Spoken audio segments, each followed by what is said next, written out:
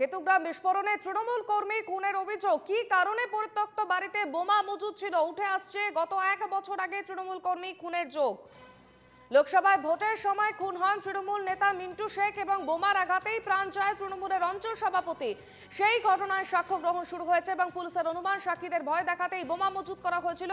গতকাল বোমা বিস্ফোরণ ঘটে এবং তদন্ত শুরু করছে এবং কাউকে এখনো পর্যন্ত গ্রেফতার করেনি পুলিশ। মুখে কুলু পেটেছে জেলা পুলিশের শীর্ষ কর্তারা।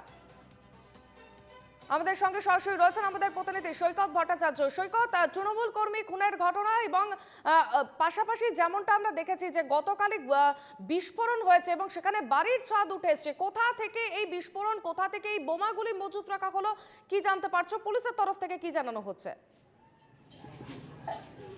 দেখো একদমই যে জিনিস তোমরা এখনো পর্যন্ত দেখতে পাচ্ছ যে আমরা কিন্তু সেই বাড়ির সামনেই দাঁড়িয়ে রয়েছি। বাড়ির শৌচালয়ে কিন্তু মজুদ রাখা হয়েছিল একদম তাজা বোমা, কিন্তু কতগুলি বোমা মজুদ রাখা হয়েছিল সেটা এখনো জানা যায়নি। যে ঘটনা এখনো পর্যন্ত যেটা প্রাথমিকভাবে অনুমান করা যাচ্ছে, যে যেটা দেখো আমরা বারবার বলছি যে ঠিক 1 বছর আগে লোকসভা ভোটের আগের দিন রাতে আমরা দেখিয়েছিলাম এই গ্রামেরই তৃণমূলের এক কর্মী মিন্টু শেখ, তাকে বোম মেরে এবং তারপর কুপিয়ে খুন করা হয়েছিল।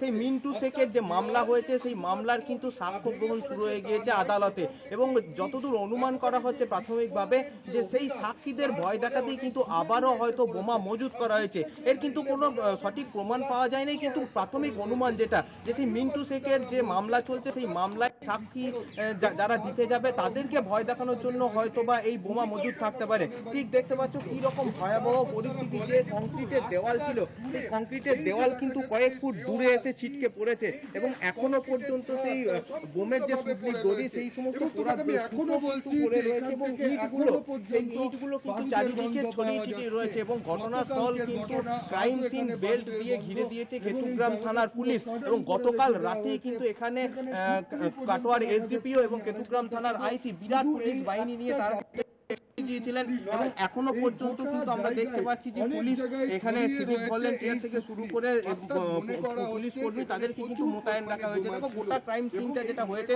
সেটা একবার দেখানোর চেষ্টা করব। সামনের ময়দানটা থেকে শুরু করে একদম বাড়িটা তোমরা দেখতে পাচ্ছ, গোটা কিন্তু পুলিশ ঘিরে রেখে দিয়েছে এবং দরজা, শৌচালয়ের যে দরজা সেই দরজার হুক লাগানোর যে জায়গা সেটা কতটা দূরে এসে পড়েছে সেটা একবার দেখো তোমরা, কতটা দূরে এসে সেটা ছিটকে পড়েছে এবং ইটগুলো কিন্তু এখানে এখনো পর্যন্ত ছড়িয়ে ছিটিয়ে চারিদিকে রয়েছে।